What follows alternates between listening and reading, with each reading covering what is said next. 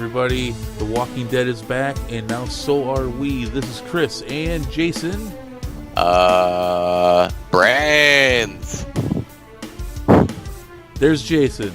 And this is the Walking Dead review for Season 9, Episode 9, Adaptation. Jason, how have you been the last few months? They've gotten all kinds of stuff from me. I've been killing zombies, and I've been putting it up on the channel left and right. All kinds of Resident Evil stuff.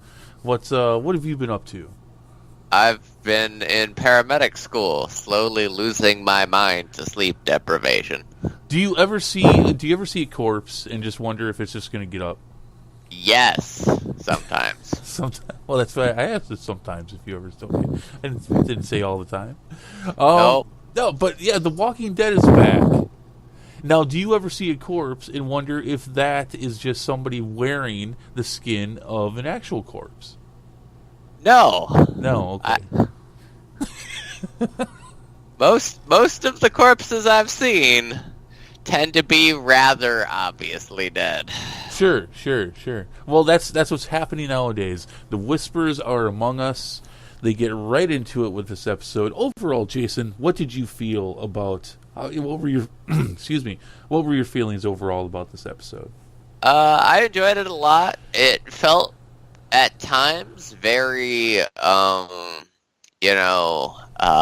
murder mystery-esque. High tension, high questions, and other times it felt like I was watching a Latin soap opera, mixed love triangles, and sultry teenagers talking in a jail cell. Okay, all right. So you're catching. Okay, well, let's start there.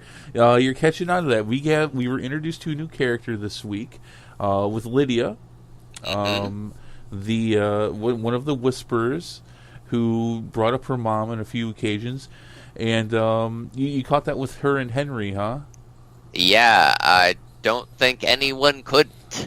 Okay, well, I mean, I knew it was coming, so that's different for me. So I'm just, checking from a different perspective. Yeah, they were dropping some pretty heavy hints. I was getting some weird vibes off of that, What do you... Nobody stands up to Daryl because of logic and reason. They stand up to Daryl because, love makes them stupid. There's actually some decent writing here. I mean, you're right, but at the same time, I thought it was kind of funny because I'm watching it, and Lydia says thank you to Henry for stopping him, and I'm like, wait, what the hell did Henry do to stop Daryl from doing anything? It took me a second. Like, is she talking about the fact that he spoke up to him? I mean, I didn't really catch that as he stopped Daryl from doing anything. It was also kind of obvious that Daryl was playing on the whole situation as well too. Yep. It's pretty good stuff there, though. I'm not quite feeling in the comics. Instead of Henry, that's Carl. Coral. Yeah, it's Coral. Coral. But obviously it's not Carl this time around. So I mean, how much of what you think Lydia was telling Daryl was the truth? I think absolutely none of it. Yeah. All right. After that little girl that we saw in Fear, I don't trust anybody anymore. As well you no shouldn't. Trust. As well you shouldn't. The fact that they're kids is meaningless. Absolutely. Yeah, no, it played off interesting enough, though. And now leading up to that, the scenario where they come across the walkers and whisperers on the bridge as they're leaving the that whole situation where Jesus got killed, I thought that was pretty interesting. Yeah, it certainly was. Daryl tried something out real quick. He's like, shoot him in the leg. Shot the walker in the leg. Did nothing. It should have at least knocked the walker down, I think. When he shot the walker in the leg, but then he shoots another one. And he gets a person.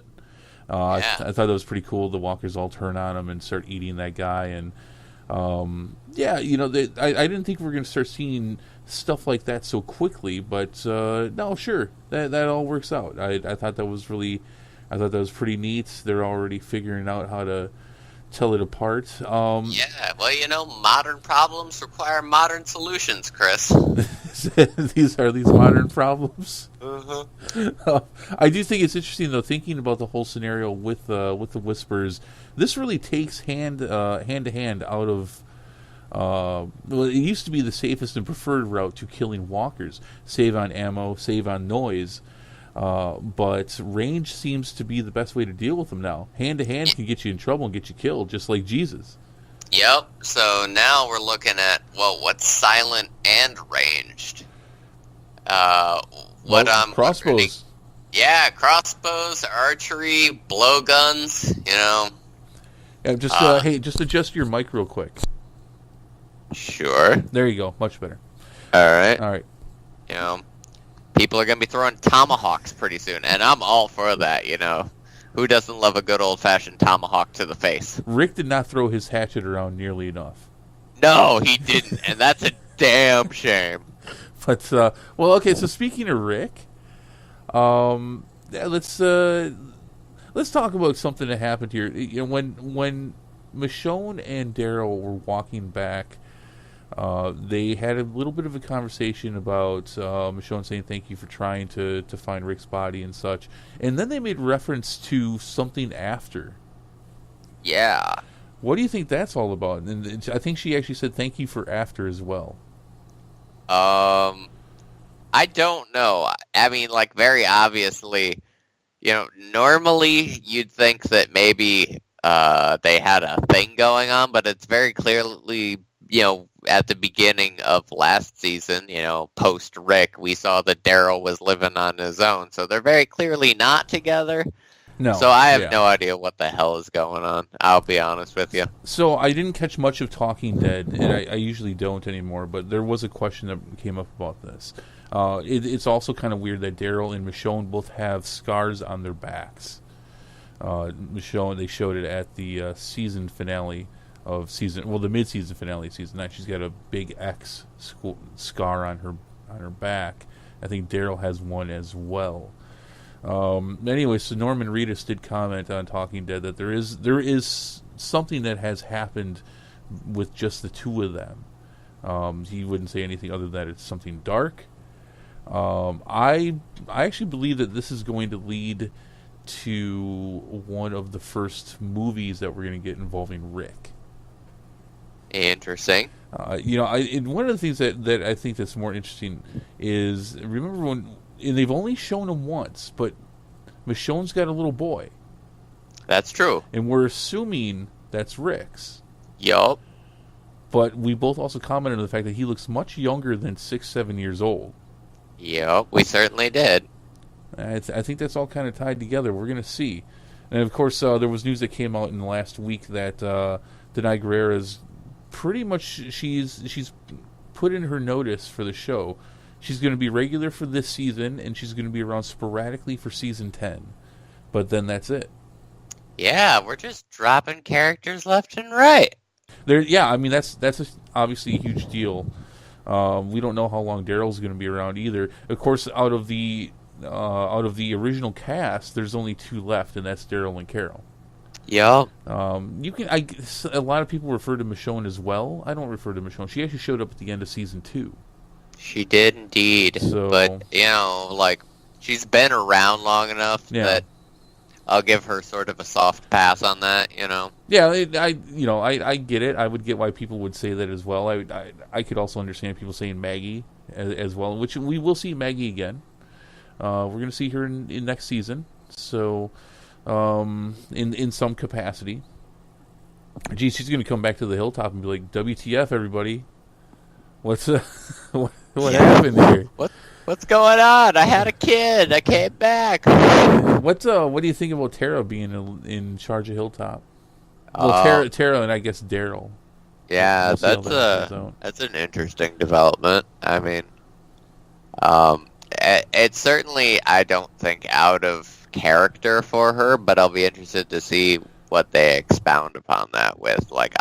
It's too early on that for me to really make a judgment just as of yet, but I'll be watching with very interested eyes. Yeah, it does very much feel like it's been kind of just passed down because they had to, though. And I'm not talking about storyline wise, I'm talking about actual writing wise. Maggie's gone and now Jesus is gone, and so it's whoever has to have it, I guess. Yep. Yeah, it's a shame. That's a shame. But so let's talk about what was probably the highlight for most people. That was Negan. Lots of Negan. Tons of Negan. Negan, we started the show with it, and he's climbing out. I actually was very surprised that Judith let him go. Yeah, me too. But I guess as far as she's concerned, like, she was so young, she won't have remembered all of that stuff that went down with Rick and Negan. Well, now that I think about that, maybe not so surprised. I mean, he did make spaghetti for her. Yeah, and like Negan likes being the guy that everybody looks up to. That's clearly obvious. Negan likes being, the guy. He is the guy, and I think, he definitely gets that from Judith. She grants him a lot of respect, in many aspects, and sort of looks up to him, I think, in a weird way. I don't know about looking up to him, but I mean, I would not dispute that they are friends. Yeah, it doesn't surprise me given the dynamics that she let him go. Especially given the fact that I guess because you're right. She probably doesn't remember at all, hardly any of the interactions pre Rick passing or whatever. She doesn't remember Glenn, obviously, or Abraham or any of the war. She probably doesn't even remember the war, really. So no, for her entire life, Negan has just been some dude who was locked in a cell. Yeah, it's but Negan, he took a stroll and he went back to the sanctuary and he found Big Rick. He did indeed. That's in some walkers, but yeah, all these years later, it was cool to see the sanctuary again. Although this is a huge divergence from the comics, where the sanctuary is still striving and is fine. It's not what would be considered an evil community at all. They bounce back after the war, and there is some drama that ensues. But obviously, in this part, Sanctuary's gone. Yeah, it is no more. There's nothing left. So I mean, there was some cool visuals. I thought it was really interesting that at the port where he's going back and they get to that clearing. The same clearing where we first met Negan in the show. That's where he's barfing and he's in the same position that he had the group in at the end of season 6. Just seeing it was pretty cool. It's completely just desolate and thrown apart, but at the same time, it's devoid of anything useful. Yeah, absolutely. I wonder if we're going to see a trend here. We saw Negan with 2 different weapons, a shovel and a metal pipe. I wonder if that's going to be a trend of us continuously seeing Negan with different weapons until he gets Lucille back. If he gets Lucille back.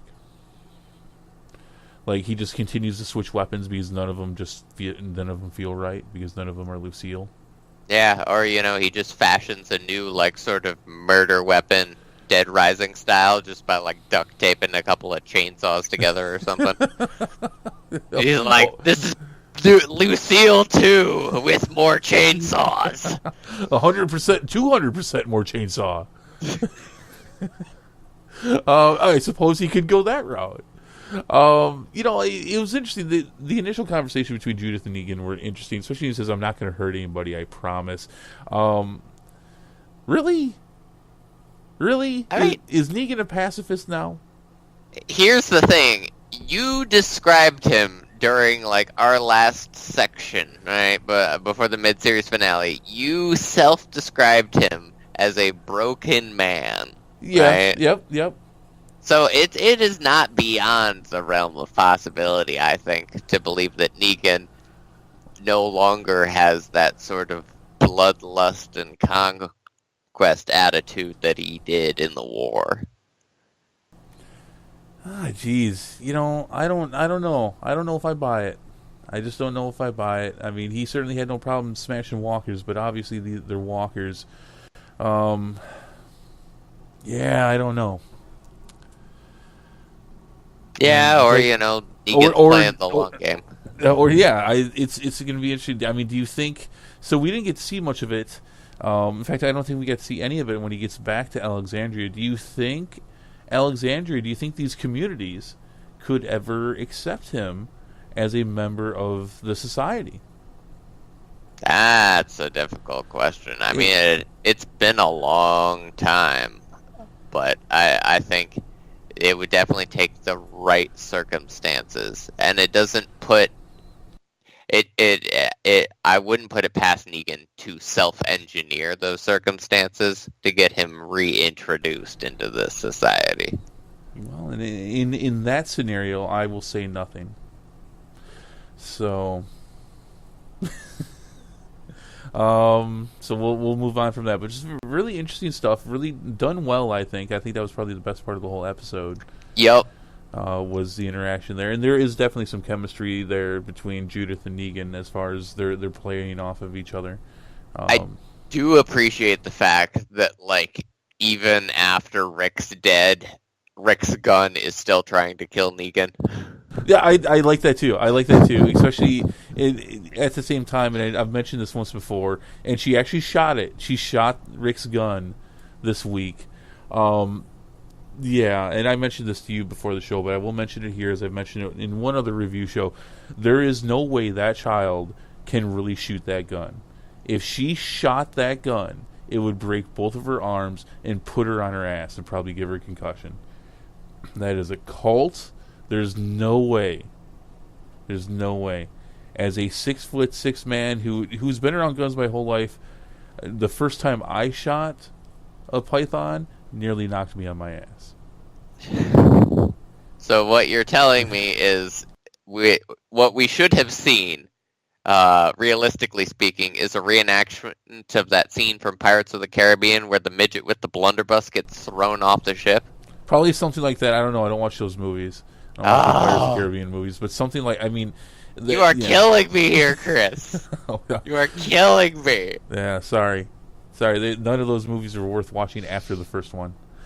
No, but yeah, it's fine. Whatever. It's TV. But it bugs me. It does bug me that she should not be handling that gun. I get it. The whole, it's her father's gun and all that, but it does drives me nuts. But yeah, no, that's cool to see that exactly like you said that that gun is still trying to kill Negan. Yeah, so then at the end, we have Luke and what's that guy's name? The guy he's got the Amish hair going now, facial hair. He was part of the Saviors, but he's been part of the Hilltop for a long time now. Oh, the guy that was with Luke, Alden. I think is it Alden? It might be Alden. So, anyways, they got trapped at the end.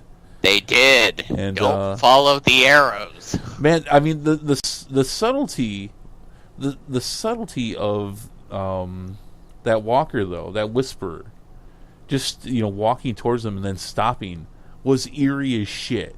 Oh yeah, that was great acting and cinematography. That was a shot to remember. I know, and it's just like, because even though I knew you knew it was a whisper, but just the fact that it just stopped and just stood there, and then when it moved, it pulled out a freaking double barrel shotgun. It's like, whoa! All right. That will never not be creepy. Seeing whispers looking like zombies doing stuff that zombies shouldn't be doing. That will never not be creepy. I mean, we have been programmed for almost 9 seasons of these walkers always react the same, and they will always try to do the same. I mean, outside of that, and then all the zombie media that we've been digesting for years, it's really weird to then see it make an intelligent action. But yeah, that's if you didn't catch on, which you probably did, that's Lydia's mom.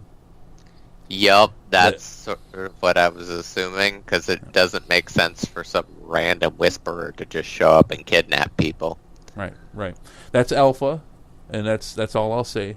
But yeah, really interesting that Lydia Alpha. had Alpha. That's Alpha. That's all I'll say. Do we have Omega there too? Is Omega her father? Alpha and Omega. Well, so that's all I'm going to say, sir. You can speculate all you want, but I'll just give you her name, and we'll go with that. Interesting. One of the things that Lydia said, Daryl had, I can't remember exactly the wording. Daryl had asked if they knew about the communities, and didn't Lydia say that they had always planned on killing them? Did she? I can't remember. I could have sworn that she had replied to one of his questions, that saying that she had always planned, that the group had always planned on killing them. Interesting stuff. I don't want to speak on too much of it, give too much away as far as what the Whispers do and how they do it. Yeah, like that's the thing. You know, obviously they're definitely a group, but how they're all related, how you become a Whisperer, what sort of conversion methods they use, that'll all be very interesting to find out, at least to somebody who has no idea what the fuck is going on. Because I think you'll find it very interesting. Because all of this, I'm just like, alright, so you obviously want them dead, but wouldn't it make more sense to just take the ones you want and turn them into Whisperers, however that happens, or like put up recruitment posters, have a job fair. However the hell people become Whisperers. Dude, it's so funny. At the end of this season, I want you to listen to this review again, because it's just some of the things you're hitting on, I gotta keep my mouth shut about. But I will say this, I mean, how would a Whisperer's recruitment poster work? Would it just be like a picture of a walker, and underneath, instead of like saying, "We want you," just says, is that your recruitment for a Whisperer? No, it's a picture of a zombie saying, "Have you ever wanted to be like this?" Or, no, what are those ones? Have you ever wanted to be like this without having to eat the brains? Or what is it? This man rules this man and his kind rule the world. Join them now. That wasn't very good. I don't know. Do I look like I go to recruitment posters or job fairs or gainful employment? You know what though? If you could in real life sign up to become a Whisperer, you would absolutely go to that job fair. Yeah, I kind of would, just to see what it's like. It's like joining a cult. I don't think I would ever do it, but I sure as hell would love to like be in one of those meetings, just to see what they tell you that makes people join up, right? Like, what do you have to say to somebody to convince them to drink cyanide Kool-Aid? Like, I kind of want to know. Dude, a Whisperers meeting would go like this. There would be the inner circle of people that could hear each other, and they're whispering. And then everyone else behind them would be like, "I can't hear you. Speak up." I can't, because they're whispering. Ha ha ha. Nah, was that bad? No, I just don't think you got it. No, yeah, that's it. That's absolutely it. I think one final thing that we have to bring up is the fact that Rosita is preggers. She is, and not with Pastor What's-His-Face's kid.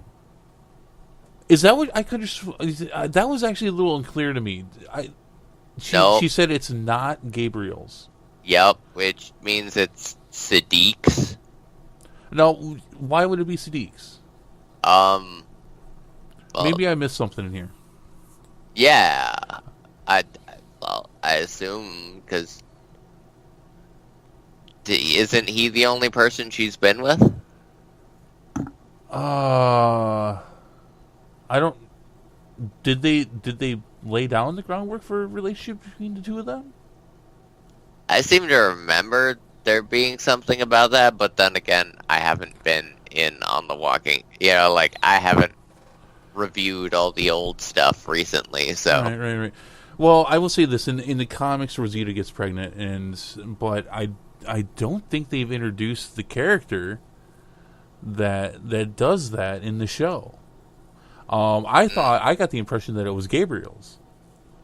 Yeah, but she says it's not. It's not Gabriel's. Okay, and so it's clearly not Eugene's. Yeah. Okay, so this is where we're getting Maury all over on this thing. Yeah. You have to sit everyone down and tell them if they are the father. Get Maury Povich in on this. Yeah. Okay, well, interesting stuff, guys. What did we miss there? If you can comment below and tell us what did we miss on that, because I had heard a couple things, but I kind of got the impression that she said it was Gabriel's. I thought she said it wasn't. Well, so we're just all kind of screwed up. So, our reviewing sucks. What are you talking about, Chris? We are the news, all right? The review is whatever we want it to be. Oh, that's right. That's right. It's Rick's. Yup. Perfect. We figured it out. Or it's Shane's. Oh my god. It could be Shane. Why not? Interesting stuff on that. So I guess we're gonna find out. I'm sure, because if they just said it was Gabriel, then they're gonna treat it like. By the way, where is Gabriel? Apparently hanging out with Eugene. No, he wasn't. Know. Was he not? Or was it? It was just Eugene in the window, right? See, no, yeah, it wasn't Gabriel. That was the whole thing. I couldn't remember what the hell had happened to Gabriel, because they established that Gabriel was having a relationship with Rosita. Yup. And then what the hell happened? Didn't he go off somewhere and we haven't seen him yet? I don't remember anything. I don't remember what happened to Gabriel. What the guys? If you comment below, what happened to Gabriel? We forgot. Yeah. Oh my god. And also tell us if that's his baby or not. Quick, someone get a 23andMe. We need a DNA test. So besides the fact that we lost the preacher, Yep. No, overall, something is going on with him though. Oh yeah. Oh wait, isn't he up in some tower or something? That's right. He went to go play watch out. Did he? Was that him? I think he did. I don't know. I think so. I think he did. All right. That's what we're going with then. Gabriel's in a tower. The kid may or may not be his, but we definitely know that Rosita's pregnant. Oh, wait, no. That was Eugene. That's right. It was Eugene and Rosita. He was up in the water tower trying to set up the antenna thing to get better reception. What the hell happened to Gabriel? I guess we'll find out. Is he dead? He didn't die. No, he didn't. He was still alive. We're spending 4 minutes on this. Just trying to figure out what the hell happened to the preacher. I want to know now. I won't be quick enough to look it up on Google. So he went to Ravenholm. We never go to Ravenholm. Yeah, we've never been to Oceanside. But I caught your reference. I caught your reference. It's the only preacher I could think of. I caught your reference. All right, so I think that's it. So Jason, let's rate it 1 out of 5 missing Gabriels. I'm gonna go with 4 out of 5 missing Gabriels. Solid episode. More than enough Negan. Usually don't get to say that. So enough Negan to where we just didn't even care about Gabriel. Yep. That's how we'll do it. Yeah, I'll give it a 4. It was good. They laid a lot of foundation down here. They're doing a really good job with the whispers. We had and you're right, lots of good Negan stuff. Just enough Henry to not piss me off. Just enough. Yeah, because I'm not liking him. I'm not. He's no Carl replacement, even though that's exactly what he is. I know. He's not. It kills me inside every time. Yeah. Yeah. Jeez, with all the people leaving the show. I mean, Carl. He wanted to stay. He was all about staying. The actor was all about staying, and they got rid of him. I mean, how much better would it be with these characters that are leaving the show if Coral was still around? Yeah. Guys, what'd you think of the episode? If you can leave a comment below, give it a rating. What'd you like about it the most? Help us out with Father Gabriel. We lost him, and we cannot find him. We don't know where he went.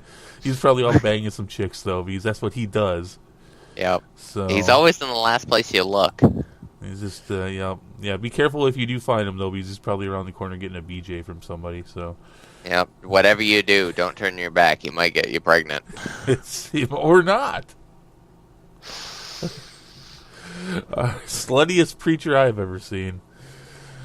All right. So that is gonna do it. Any last words, Jason? Yeah.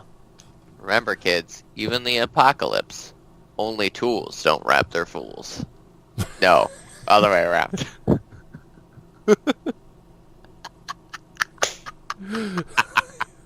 I'm losing my mind on these. That's all right. I think it works both ways, though. That's what she said. I think it works both ways.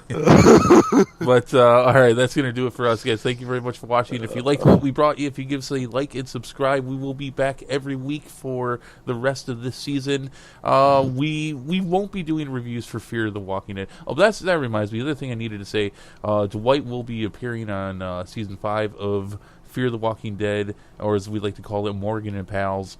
I may do reviews for it. We will not be together to do that. I don't know. Season 4 was so bad. It was. It was so bad. And if they continue with the artsy-fartsy black and white, I may just not even watch. Ugh. I mean, there's nothing artsy about what happened last season. Much more of the fartsy, much less of the artsy. All right, that's going to do it, though. Thank you very much for listening, guys. We will be back next week.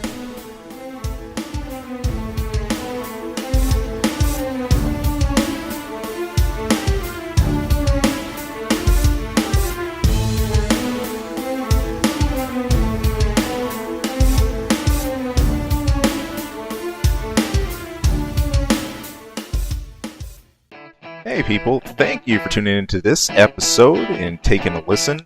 If you like our content, if you like what you're listening to, is there anything we go over, hey, please, we would not only love to hear more from you, but if great, if you could throw some support, you can subscribe right below. Also, you can toss us a line anytime, that's ksongmedia@gmail.com. Of course, you can tune in for our channel anytime for movie reviews, game reviews, a lot of random wacky stuff. Yeah, who knows what you'll hear. And of course, our episode each week where we're bringing the nerdiest things we can find, dig up, and maybe not find, maybe the stuff that just drops in our laps. But anyway, hey, thank you so much for tuning in. Thank you for listening. We hope to hear from you again later. Take care.